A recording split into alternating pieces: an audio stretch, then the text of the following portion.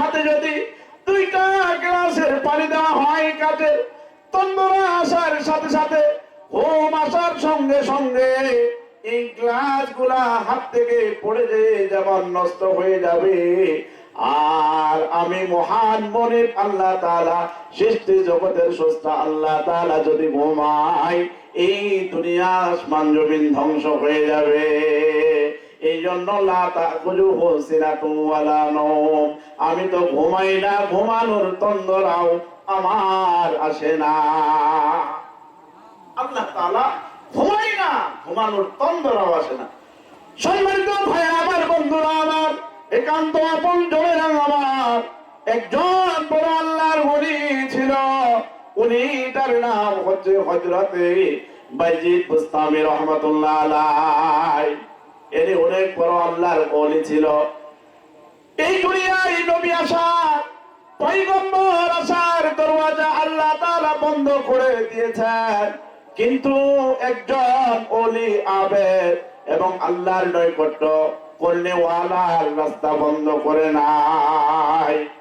আল্লাহর নবী হাদিসে বলেন, কেউ যদি লাগাতার 3 বছর, কেউ যদি লাগাতার 3 বছর একটা আমল করতে পারে, একদিনও কাজা না করে, এই দুনিয়ায় যতদিন জীবিত থাকবে বান্দা অথবা বান্দী, আল্লাহ তাআলা তাকে ওলি না বানাইয়া মৃত্যু দিবেন না। জোরে বলা যাবে না সুবহানাল্লাহ? তাহলে तमाम জীবন ঘোষের ব্যবসা করব, तमाम জীবন সুদের ব্যবসা করব, तमाम জীবন অন্যায় অবিচার অশ্লীল গান বাজনা যত আছে সব করব, আর মৃত্যুর আগে যদি মাত্র 3টা বছর আমল করে যেতে পারি কবরের জগতে, আল্লাহর ওলি হয়ে আল্লাহ ওলি না বানায় আমাদের কারো মৃত্যু দিবে না। আমলটা করবেন 3 বছর। কয় বছর? আল্লাহর নবী হাদিসে বলেছে 3 বছর। 3 বছর করলে আল্লাহর ওলি হওয়া যায়, আল্লাহর জান্নাত পাওয়া যায়। 3 বছর করতে পারবো না? অবশ্যই পারবো। আমলটা শুনবো তো ইনশাআল্লাহ। আল্লাহ তাআলা ধৈর্য সহকারে বসেন। তাহলে আল্লাহর একজন ওলি ছিল, নাম বাইজিদ। হিন্দুদের, খ্রিস্টানদের বড় অনুষ্ঠান হচ্ছে, পূজা হচ্ছে। এই আল্লাহর ওলি বাইজিদ রাস্তা দিয়ে যাচ্ছেন, হঠাৎ করে হিন্দুদের করতাল, ঢোল, তবলা, হারমোনিয়াম, সাউন্ড সিস্টেম এইগুলো বাইজিদের কানে গেল। বাইজিদ 1 পা 2 পা করে হিন্দুদের গির্জার মধ্যে অংশগ্রহণ করলো। অংশগ্রহণ করার পরে হিন্দুর যে ঠাকুর ছিল, এই ঠাকুর বেদ পড়া, মন্ত্র পড়া বন্ধ করে দিল। এই হিন্দুর অনুষ্ঠানে মোটামুটি 5 লক্ষ হিন্দু উপস্থিত ছিল। মজমা চলতেছে, হিন্দুদের অনুষ্ঠান চলতেছে। এমন সময় তাদের ঠাকুর বেদ পড়া, গীতা পড়া বন্ধ করে দিলেন। বন্ধ করে দেওয়ার পরে तमाम সমুদ্রের হিন্দুরা বলল, ও আমাদের ঠাকুর মশাই, কেন আপনি বেদ পড়া বন্ধ করে দিলেন? বেদ কেন আর পড়েন না? এই ঠাকুর অনেক জ্ঞানী হওয়ার কারণে বলল, এই মজলিসের একজন মুহাম্মদ নবীর অনুসারী এসেছে, এই জন্য আমার জবান দিয়ে আর বেদ পড়া বাকি হয় না। এখানে মুহাম্মদ নবীর একজন অনুসারী আছে, এই জন্য আমার বেদ পড়া আর জবান দিয়ে বাইর হয় না। হিন্দুরা বলল, ও আমাদের ঠাকুর মশাই, কে ওই মুহাম্মাদের অনুসারী ব্যক্তি? মুসলমানদের ঈদ হয় আমরা যাই না, মুসলমানদের ঈদ হয় আমরা যাই না, মুসলমানদের ধর্মীয় অনুষ্ঠানে আমরা যাই না, আর মুসলমানেরা আমাদের অনুষ্ঠানে কেন আসে বিভ্রান্তি করবে? যখন বাজার হয়, ছেলে আর মেয়েদের নিয়ে আমরা হিন্দুদের পূজার মধ্যে অংশগ্রহণ করি কি করি না? আর কিছু কুলাঙ্গার এবং অশিক্ষিত মূর্খ জাহিল আছে,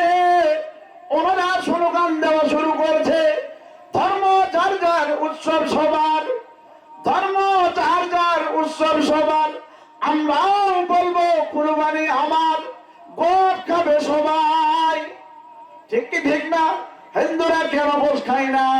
হিন্দুরা আমাদের কুরবানিতে কেন অংশগ্রহণ করে না? হিন্দুরা কেন আমাদের ঈদের নামাজে অংশগ্রহণ করে না? এটাও তো আমাদের ধর্মীয় উৎসব। যেহেতু ধর্ম আমাদের উৎসব সবার, ওরাও আসে ঈদের নামাজ পড়ো, ওরাও আসে আমাদের সাথে কুরবানি করো, গরুর গোস্ত খাও। তাহলে আমরা ওদের বাজারে যাব কি যাই নাচবো, ওদের ঠাকুরের বেদ মন্ত্র শুনবো? তাম মানুষেরা উত্তেজিত হয়ে গেল, কেন মোহাম্মদের অনুসারী আমাদের গির্জায় এসেছে, আমরা তো তাকে দাওয়াত দিইনি, আমরা তো তাদের জন্য অনুষ্ঠান করিনি। ও ঠাকুর মশাই, ওই ছেলেটাকে দেখাই দেন, তাকে আমরা হত্যা করে দিই, কতল করে দিই। সে কেন আমাদের ধর্মের অনুষ্ঠানে এসেছে, আমাদেরকে দেখিয়ে দেন। ঠাকুর মশাই বলল, কেউ উত্তেজিত হতে পারবে না, কেউ তাকে মারতে পারবে না, আমি তাকে দেখিয়ে দিব। একটা শর্তে, কেউ কিছু বলতে পারবে না, হাত ধরে আমার সামনে নিয়ে আসবে, আমি যাই বলবো তাই শুনবে। তো বলছে, ঠিক আছে, আপনি যেটা বলেন সেটাই আমরা মানি। আপনি মাটির বানানো মূর্তিকে পূজা করেন, আপনার সাথে সাথে আমরাও পূজা করি। আপনি মাটির মূর্তিকে খেতে দেন, আমরাও আপনার সাথে খেতে দিই। নিজে কিছু জানি না, হিন্দু ধর্মে কি বলেছে তাও আজও পর্যন্ত জানলাম না। আপনি যা বলেন আপনার সাথে আমরা সেটাই বলি। কয়েকদিন আগে 3 দিন করে কথার কিছু নাই, ওয়াজও নাই, ধর্মের কোনো বলি নাই, শুধু হরে কৃষ্ণ হরে রাম, হরে কৃষ্ণ হরে রাম, হরে কৃষ্ণ হরে রাম। এটা কি তাম রাত, 1 দিন নয়, 2 দিন নয়, 3 দিন নয়। আর আমাদের নেতারা গিয়ে ওই জায়গায় মতো অঙ্কের টাকা দেয়, অনুষ্ঠান চালান। ওদের ডেস্ক মাইকের অত্যাচারে যেই জায়গায় হিন্দু গ্রাম আছে, এদের অত্যাচারে ঘুমানো অসম্ভব হয়ে যায়। কথা দুইটা, কি এটা ইসলাম না ধর্ম? কোন ধর্ম? হরে কৃষ্ণ হরে রাম। ঠাকুরকে বলল 5 লক্ষ হিন্দু, ও ঠাকুর মশাই, মোহাম্মদ নবীর অনুসারীকে দেখিয়ে দেন, তার হাত ধরে আপনার সামনে নিয়ে আসবো, আমরা একটাও বাড়ি দিব না। ঠাকুর মশাই বলল, ওই যে সবার পিছনে মজলিসের কোনায় পালকটা মাথার মধ্যে ঘন্টা দিয়ে বসে আছে, ওই ছেলেটাই হচ্ছে মোহাম্মদ নবীর অনুসারী, তাকে ধরে নিয়ে আসো। হিন্দুরা বলার সঙ্গে সঙ্গে উত্তেজিত হয়ে গেল। ওই যুবকটাকে এক পর্যায়ে হাতটা ধরে নিল, ধরে নেওয়ার পরে ছেত্রাইতে ছেত্রাইতে তাদের ঠাকুরের কাছে নিয়ে গেল। ঠাকুর মোহাম্মদ নবীর অনুসারী বাইজিদকে বলল, ভাইরে, তুমি এক ধর্মের, আমরা আরেক ধর্মের, তোমাদের ধর্মের অনুষ্ঠান হয়, আমরা কোনোদিন যাই না, আর আমাদের ধর্মের অনুষ্ঠান হচ্ছে, তুমি কেন আমাদের গির্জায় এসেছ? আমাদের ঈদে হিন্দুরা আসে, এই আমগা ঈদগাহে কোন হিন্দু নামাজ পড়ছে? দেবরাজের কালচার, আর দেবরাজ কালচার ঠাকি ঠুকিতে বাজার হয়, মুসলমান যায় কি যায় না? কি যায় না? যাই। চিনছেন কে কে যায়? অনেকজন যাই। কাকে বলবেন? আমাদের ঈমান নাই, নষ্ট হয়েছে। দেবরাজ যায়, ঠাকি ঠুকিতে যায়, বেলুন কিনে, বাচ্চার খেলনা কিনে। 3-4 দিন আগেই বাচ্চা জানে যে অমুকখানে অমুক দিন বাজার হবে, আপু আমাকে বাজারে নিয়ে যাবে না। কোন হিন্দুর ছেলে তার বাবাকে বলে আমাদের ঈদগার মাঠে এসেছে? তাহলে আমাদের সমাজে এখন গাঞ্জা কর, ইয়োগা করে, হিরোইন কর, গাঞ্জার পুড়িয়া খানেওয়ালা ছেলে হবে কি হবে না? যেই জন্মটা, যেই ছেলেটার বিসমিল্লাহতেই ভুল, ওই ছেলে সদা জীবন নবীর সরা করবে না কবুল। এটা জন্মের সময় বাবা মাও গিয়েছিল, তার ছেলেটা কেন যাবে না? বাবা মা কোরআনকে ভালোবাসেনি, নবীর আদর্শ আদর্শকে ভালোবাসেনি, তাহলে এই ছেলে এবং মেয়েটা তাদের ওরসে যেটা আসবে, সেই ছেলেটা অথবা মেয়েটা কিভাবে নবীর আদর্শ কবুল করবে? অত বাজারে যাবে নাচ দেখতে, গান দেখতে, যুবককে নিয়ে আসলো। ও ভাই, তোমাদের ঈদগাহে আমরা হিন্দুরা কোনোদিন যাই না, তোমাদের কুরবানি হয় আমরা কোনোদিন যাই না, আর আমাদের গির্জায় কেন তুমি এসেছো আমাদের ধর্মকে আঘাত করার জন্য? বাইজিদ বলল, ও ঠাকুর মশাই, আমি এক ধর্মের একজন আলেম, আর তুমি হিন্দু ধর্মের একজন জ্ঞানী ঠাকুর, আপনিও আপনার ধর্মের একজন আলেম। আমি কিছু প্রশ্ন করব, যদি কিছু না মনে করেন এবং উত্তর দেন, আর আপনিও আমার ধর্ম নিয়ে প্রশ্ন উত্তর করবেন, আমিও দিব। যে এই প্রশ্ন উত্তরে জিতবে তার ধর্মটা কবুল আমরা করে নেব। 5 লক্ষ হিন্দু উত্তেজিত হয়ে গিয়েছে। আমাদের গির্জায় মুসলমানের ছেলে এসেছে, তাকে কতল করে দেওয়া হোক। কেন আমাদের গির্জায় আসলো? পাগল হয়ে গেছে হিন্দুরা। হিন্দুদেরকে বলল তাদের ঠাকুর, ও ভাইরা, উত্তেজিত হওয়ার কোনো কারণ নাই, ধৈর্য নিয়ে বসে থাকো। আমি এই যুবককে কিছু প্রশ্ন করব, যদি যুবকটা উত্তর দিতে পারে তাহলে কেউ কিচ্ছু বলবে না, আর যুবকটা যদি না উত্তর দিতে পারে তাহলে যুবকের বিচার আমরা এই গির্জার ভিতরেই করব। আল্লাহ। যুবক বাইজিদ অশ্রু ঝরা শিখতে বলল, প্রশ্ন করো, আমি উত্তর দিতে রাজি। এবার ঠাকুর মশাই, তারও তো কিছু জ্ঞান ধর্ম এবং শিক্ষিত মানুষ, কিছু জানে, মূর্খের মতো যেহেতু নয়, হিন্দু ধর্মের সে একজন ঠাকুর। এবার বাইজিদকে বলল, বাইজিদ, এমন এক আছে যার কোনো দুই নাই, উত্তর দাও। এমন এক আছে যার কোনো দুই নাই।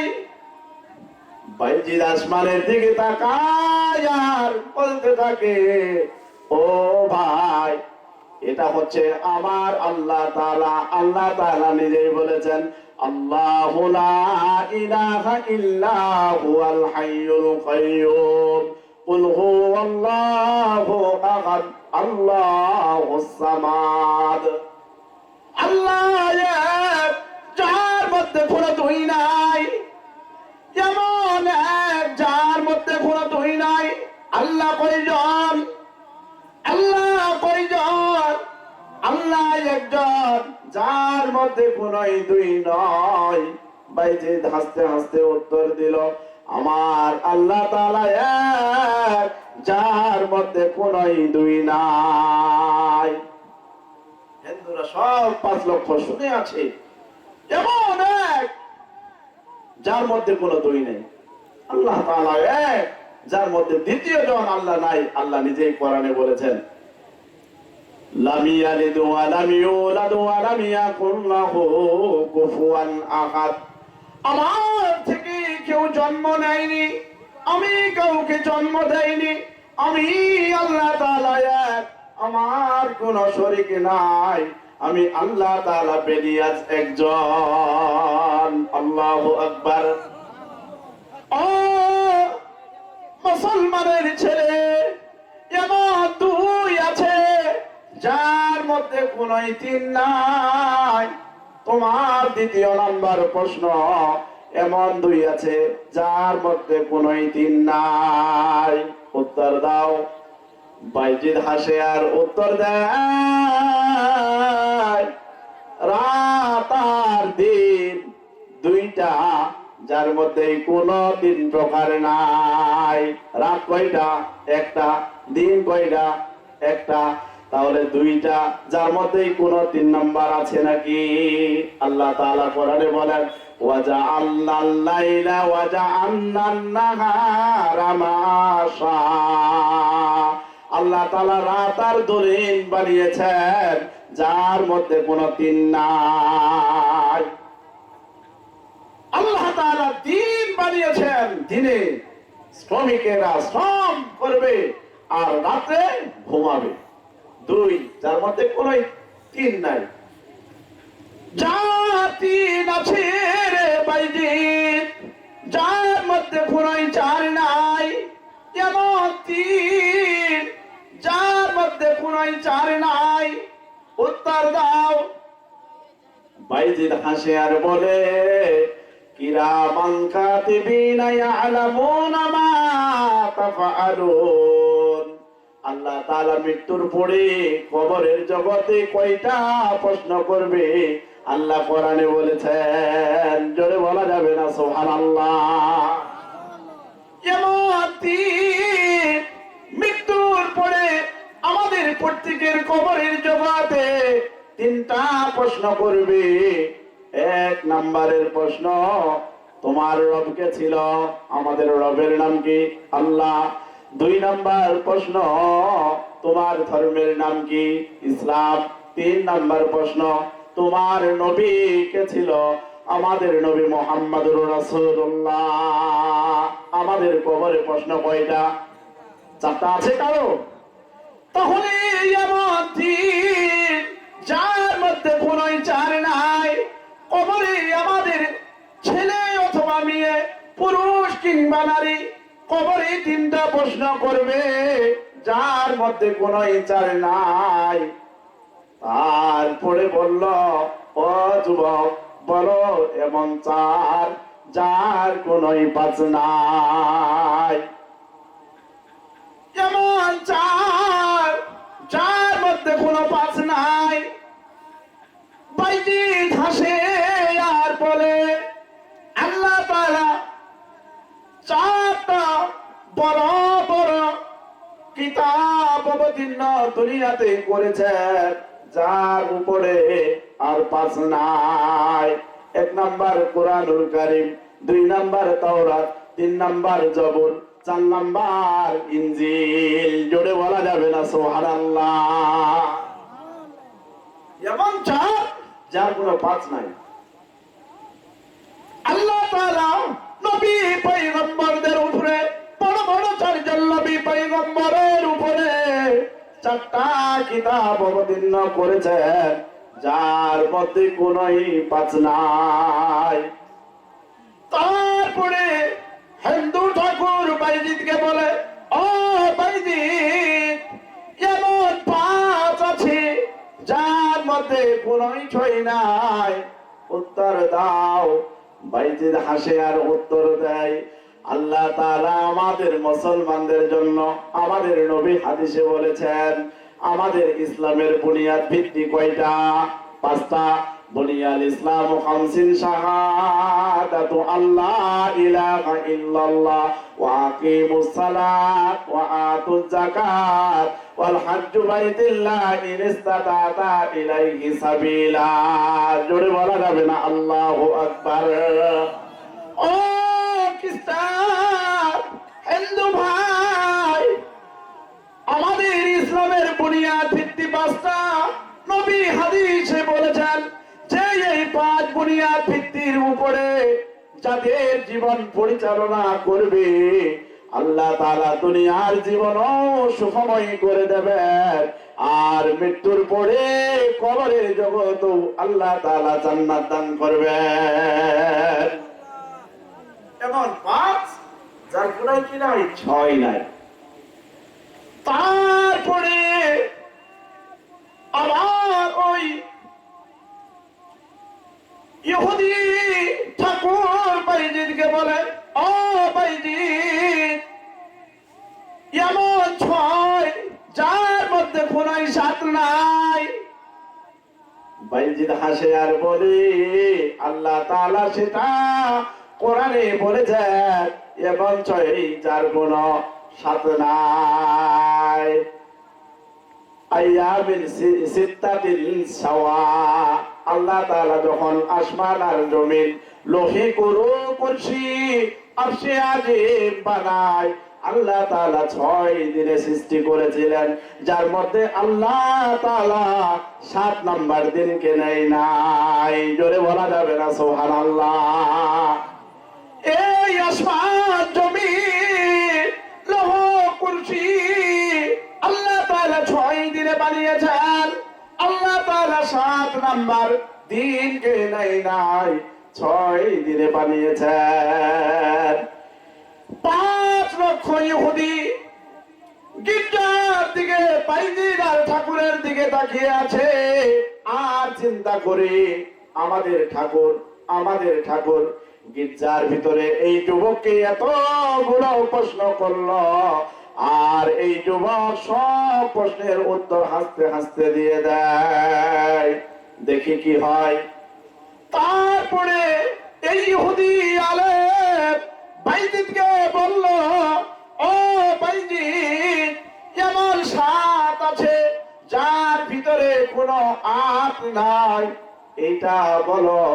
বাইজিদ হাসে আর বলে, আল্লাহ তাআলা জাহান্নাম 7টা বানিয়েছেন, 8 নাম্বার জাহান্নাম বানাই নাই। জোরে বলা যাবে না সুবহানাল্লাহ।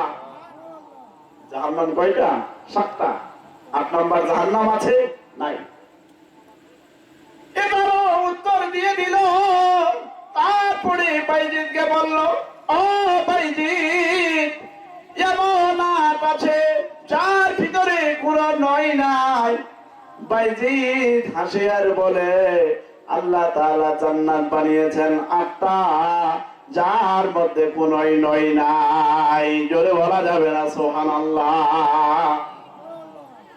তারপরে বাইজিদকে বলে, ও বাইজিদ, এমন 9 আছে যার ভিতরে কোনো 10 নাই।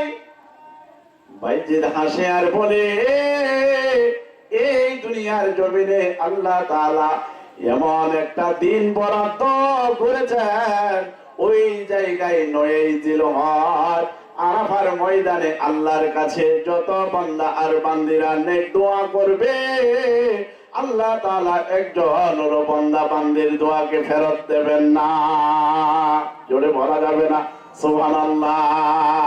এই দিনটা হচ্ছে 9 জিলহজ আরাফার দিন। সুবহানাল্লাহ। হাজী সাহেব আছে ওইখানে কি কান্নাকাটি করে। হাজী সাহেবরা 9 জিলহজ আরাফার দিনে হাজীদের চোখের পানি, নাকের পানি, মুখের পানি, কান্না আর কান্না। যত অনেক দোয়া করবে সব আল্লাহ তাআলা কবুল করবে। 9 জিলহজ আরাফার দিন। ও ভাই ইহুদির আলেম, আল্লাহ এই জমিনে 365 দিনের ভিতরে এমন একটা দিন রেখেছে, ওই দিনটার নাম হচ্ছে 9 জিলহজ আরাফার দিন। যতদিন এই যত নেক দোয়া আল্লাহ তাআলার কাছে বান্দা আর বান্দিরা এই জায়গায় আসে, আল্লাহ তাআলার কাছে চাবে, কোন বান্দার দোয়াকে আল্লাহ ফিরিয়ে দেবেন না। আল্লাহ। তারপরে ইহুদি আলেম বলে, ও ছেলে মুহাম্মাদের অনুসারী, এমন 10 আছে যার ভিতরে কোন 11 নাই। বাইজিদ হাসে আর বলে, এমন 10 এই দুনিয়াতে জীবিত থাকা অবস্থায় 10 জন আসহাবে মুবাশশারা, আল্লাহর নবীর সাহাবীরা 10 জন জীবিত থাকা অবস্থায় জান্নাতের সুসংবাদ আর সার্টিফিকেট পেয়েছিলেন, যার মধ্যে এই দুনিয়ার কোন 11 জন ব্যক্তি জান্নাতের সার্টিফিকেট পায় না। 10 জন, 4 খলিফা আর এইদিকে আল্লাহর নবীর বড় বড় 6 জন সাহাবী, এই 10 জন জীবিত থাকা অবস্থায় জান্নাতের সুসংবাদ পেয়েছিল। সুবহানাল্লাহ। এভাবে একটা দুইটা করে বাইজিদকে এই হিন্দুদের গির্জার ভিতরে 1-2 করে 162টা প্রশ্ন করে, আর 162টা প্রশ্নের উত্তর বাইরে হুবাহু দিয়ে দেয়, একটা প্রশ্ন উত্তর দিতে দেরি করে নাই। জোরে বলা যাবে না সুবহানাল্লাহ। এবার ইহুদির আলেম ঠাকুর প্রশ্ন করতে করতে ক্ষান্ত হয়ে গিয়েছে, আর কোন প্রশ্ন নাই, চুপ হয়ে গেল ঠাকুর। এবার বাইজিদ বলে, ও আমার ভাই, ইহুদির বড় আলেম অনেকগুলা প্রশ্ন আমাকে করলে, আর আমি অনেকক্ষণ ধরে উত্তর দিলাম, আর তোমাকে মাত্র একটা প্রশ্ন করব, যদি উত্তর দিতে পারো তাহলে তোমার হাতে হাত দিয়ে আমি তোমাকেও ইসলাম গ্রহণ করিয়ে দেব। এই কথা বলে চুপ। ইহুদির বড় আলেম থমকে দাঁড়িয়ে আছেন, কোনো কথা বলেন না। আর বাইজিদ দাঁড়িয়ে আছেন, 5 লক্ষ হিন্দু দাঁড়িয়ে আছে। সবাই হইচই করা আরম্ভ করে দিল এবং বলল, ও ঠাকুর মশাই, এই যুবককে যতগুলো প্রশ্ন করলে সব যুবক সব প্রশ্নের উত্তর দিয়ে দিল যুবক, আর তোমাকে মাত্র একটা প্রশ্ন করবে, এইটা দেওয়ার জন্য এখনো কেন রাজি হও না? তোমাকে একটা প্রশ্ন করলো, এটার জন্য রাজি হও না, আর যুবক 162টা প্রশ্নের উত্তর দিল এই মজলিসে দাঁড়িয়ে, আর তুমি থমকে দাঁড়িয়ে আছো। তোমাকে বেতন দিই, টাকা দিই, তুমি যা বলো তাই আমল করি, তোমার বাইরে কোনোদিন যাইনি, আর এই যুবকের একটা মাত্র প্রশ্নের উত্তর দাও। যখন 5 লক্ষ হিন্দু উত্তেজিত হয়ে গেল, এক পর্যায়ে এই হিন্দুর ঠাকুর সবাইকে বলল, আমাকে অনুসরণ করিনেওয়ালা ভাইরা আমার, আমি যদি এই যুবকের প্রশ্নের উত্তর দিই তাহলে আমার কথা সবাই মানবে। এই 5 লক্ষ হিন্দু বলতে শুরু করলো, আমরা বেদ জানি না, টিভি টক জানি না, রামায়ণও জানি না, আপনি যাই বলেছেন তাই আমরা বলেছি, আপনি ঠিক বলেছেন আমরা ঠিক বলেছি, আপনি ভুল মন্তর পড়েছেন তাও আমরা ভুল মন্তর পড়েছি, আমরা আমাদের ধর্ম নিয়ে গবেষণা করি নাই, অনুসরণ করে চলে এসেছি, সেই জন্যই তো তোমাকে ছাড়া আমাদের কোনো পূজা হয় না। এখন আপনি যেটা বলবেন সেটা তো আমাদের মানতেই হবে।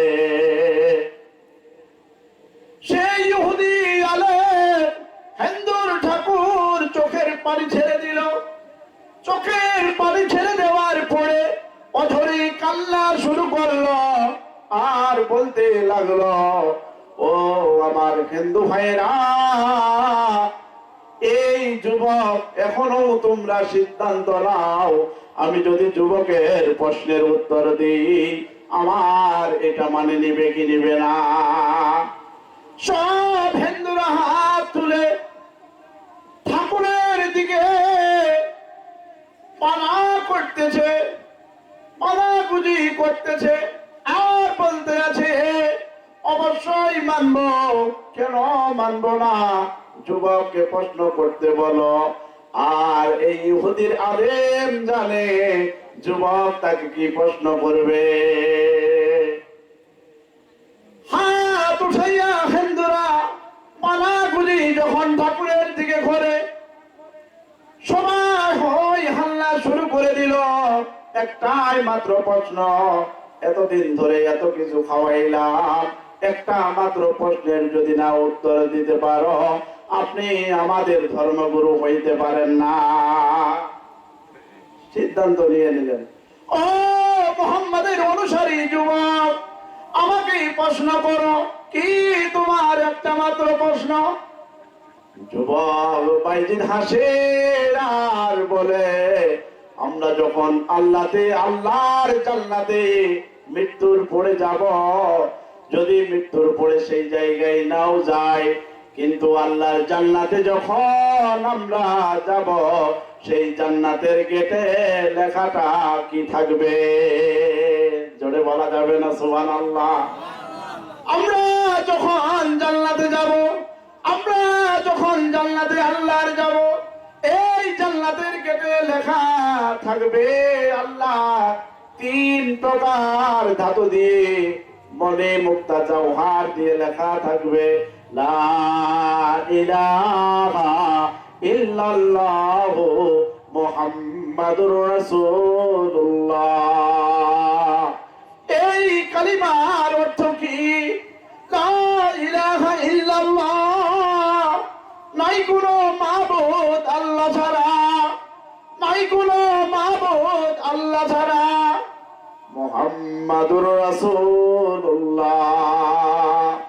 আমাদের ধর্মগুরু, আমাদের কাল কিয়ামতের কঠিন মুসিবতের দিনে হাদিউল উমাম হয়ে, সুপারিশের কান্ডারি হয়ে যে নবী আমাদের জান্নাতে নিয়ে যাবে, সেই নবী হচ্ছে আমাদের মুহাম্মদ সাল্লাল্লাহু আলাইহি ওয়াসাল্লাম। যুবক প্রশ্ন করলো, আমাদের জান্নাতের গেটে কি লেখা থাকবে? ইহুদির বড় আলেম চুপ করে রইলেন, অঝরে কান্না করা শুরু করলেন। ও ভাই মুহাম্মাদের অনুসারী, আমরা যখন জান্নাতে যাব, এই জান্নাতের গেটে লেখা থাকবে, তোমরা বলো জান্নাত, আমরা বলি যারে স্বর্গ। জিনিস কিন্তু একটাই, যারে নাম লাও তারে নাম কদু, যারে নাম লাও তারে নাম কদু। আমরা মৃত্যুর পরে ভালো জগৎটার নাম রেখেছি জান্নাত, আর হিন্দুরা মৃত্যুর পরে ভালো জগৎটার নাম রেখেছে স্বর্গ। আমরা মৃত্যুর পরে জীবনে যদি অন্যায় অবিচার, ঘোষ খানেওয়ালা, সুদ খানেওয়ালা, অন্যায় ভাবে কারোর জমি দখল করে খানেওয়ালা হয়ে থাকি, আর সমাজের মানুষেরা যদি সাক্ষ্য দেয় এই মানুষটা মরেছে ভালোই হয়েছে, এই মানুষটার অত্যাচারে আমরা ভালো করে গ্রামে বসবাস করতে পারি না, খালি শয়তানি, খালি শয়তানি, কোথাতে অকাম। তাহলে আমাদের মৃত্যুর পরে যে খারাপ জায়গাটা বরাদ্দ করবেন, এটার নাম রেখেছি আমরা জাহান্নাম। আর মৃত্যুর পরে যদি হিন্দুরাও খারাপি করে মরে, এদের জগৎটার নাম এরা বলে নরক। একই, আমরা বলি জাহান্নাম, এরা নরক। আমরা বলি জান্নাত, এরা এই জান্নাতের নাম দিচ্ছে স্বর্গ। জিনিস একটাই, আমরা সবাই মানুষ। ইহুদির বড় আলেম কান্না শুরু করলো, কান্না শুরু করলো, অঝরে চোখের পানি ছেড়ে দিয়ে কান্না করে আর বলতে থাকে, আমার অনুসারী হিন্দু ভাইয়েরা, খ্রিস্টানেরা, মৃত্যুর পরে আমরা যখন স্বর্গে যাব, আমাদের স্বর্গে লেখা থাকবে, লা ইলাহা ইল্লাল্লাহু মুহাম্মাদুর রাসূলুল্লাহ, যার অর্থ নাই কোনো মাবুদ আল্লাহ ছাড়া, মুহাম্মদ সাল্লাল্লাহু আলাইহি ওয়াসাল্লাম আল্লাহ তাআলার নবী, পয়গম্বর। এখন হিন্দুরা বলে, তাহলে 360টা দেবতা আমাদের গেল কই? সব দেবতা শেষ, গণেশ শেষ হয়ে গেল, দুর্গা শেষ হয়ে গেল, লুসাই শেষ হয়ে গেল, পাঙ্কু শেষ হয়ে গেল, যত ধর্মের দেবতারা আছে হিন্দুদের, সব ধর্মের দেবতাদের কারো নাম আসলো না। এটা তো ওই কালিমা, যেই কালিমা মুসলমানদের এবং মুসলমানেরা একজন নবী এবং শান্তির দূত মনে করে। এই ব্যক্তি, এই ছেলেটার নাম হচ্ছে মুহাম্মদ, আর এই দুনিয়ার সৃষ্টি জগতের স্রষ্টা আল্লাহ তাআলা। এটা তো মুসলমানদের কালিমা। হিন্দু ইহুদি আলেম বলল, আমাদের এই মাটির বানানো দেবতাদের কোনো ক্ষমতা নাই।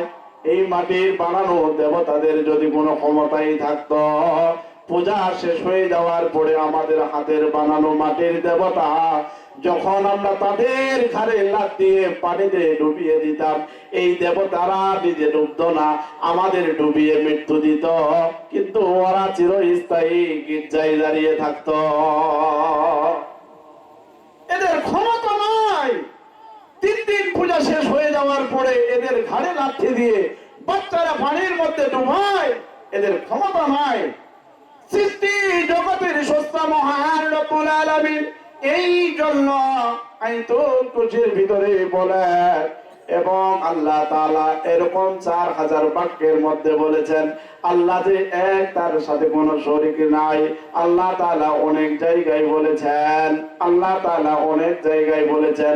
আমরা যখন নামাজে দাঁড়াই, আমরা যখন নামাজে দাঁড়াই, কি প্রথমে মুয়াজ্জিন শুরু করে, আজান দিয়ে শুরু করে মুয়াজ্জিন আল্লাহু আকবার, আল্লাহু আকবার বলে কি বলে না? অর্থ কি? আল্লাহ বড়, আল্লাহ বড়, আল্লাহ বড়, আল্লাহ বড়।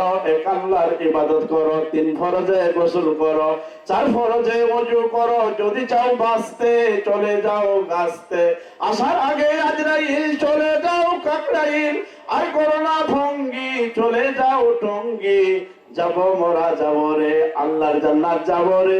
7 দজক ভয়ঙ্কর, 8 দজক বেহেশতঘর, যাব মোরা যাব রে আল্লাহর জান্নাত যাব রে। যদি আল্লাহর জান্নাতে যেতে চাই, তাহলে আল্লাহকে বড় মনে করতে হবে। আল্লাহ বড়, আল্লাহ বড়, এক আল্লাহর ইবাদত করো। আল্লাহর ইবাদত ছাড়া জান্নাত যাওয়া যাবে না। 3 ফরজে গোসল করো। ফরজ গোসলের কয়টা? 3টা। কয়টা? অনেকেই মুসলমান মা বোনেরাও আপনারাও খেয়াল করবেন, আমাদের গোসলের ফরজ 3টা। যদি আপনার 2টা পালন হয় আর একটা না পালন হয়, তাহলে আপনার ফরজ গোসল আদায় হবে না। ফরজ গোসল না আদায় করে যদি আল্লাহর ইবাদত করেন, তাহলে আল্লাহ তাআলা ইবাদত কবুল করবে না। কে বলতে পারবেন গোসলের ফরজ দিনটা? কেউ পারবেন বলতে? এই পুরুষদের ভিতরে, মা বোনেরা থাক, পর্দার ভিতরে আছে, পারবেন কেউ গোসলের ফরজ দিনটা? ইন্না লিল্লাহ। কেউ জানেন না? কেউ জানেন না? লা হাওলা ওয়ালা কুওয়াতা ইল্লা বিল্লাহ। গোসলের ফরজ জানেন না? তোবা তোবা তোবা। গোসলের ফরজ কয়টা হুজুর? 3টা। কয়টা? কি কি?